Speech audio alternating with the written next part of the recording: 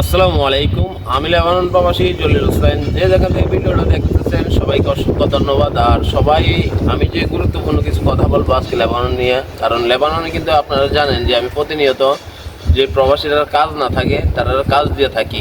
এখন কিন্তু অনেকজনে আমার কাছে ফোন দেয় যে জলিল ভাই আমার কাজ আছে কিন্তু কাজটা মনে করেন বেতন কম, আমার কাজটা একটু চেঞ্জ করে ভালো বেতন সার্কি দেন। আমি তার উদ্দেশ্যে এই ভিডিওটা ভাই, এখন লেবাননের পরিস্থিতি কিন্তু আপনি বোঝেন, আপনি জানেন, আপনি থাকতেছেন যে কী পরিস্থিতির মধ্যে লেবানন এখন বাস করতেছে। হয়তো দেশ আগের মতো হোক হইলে ভালো বেতনের সার্কি করার মানে ইচ্ছা জাগাইয়েন। এখন যেমনি আছেন ঠিক এমনি করে থাকেন, বেশি লোক করেন না, লোভে পাবেন, ঠিক আছে? এখন ধৈর্য ধরে যেই কোম্পানির মধ্যে আছেন এই কোম্পানির মধ্যে থাকেন, এমনকি যে কাম নিয়ে ফেরে রয়েছেন এই কাম নিয়ে ফেরে থাকেন, আর লইরেন না। এটা আমার রিকোয়েস্ট, কারণ এখন লেবানন মানে খুব সমস্যা চলতেছে। তো ভালো থাকবেন, সুস্থ থাকবেন, ভিডিওটা সবার মাধ্যমে শেয়ার করে দেবেন।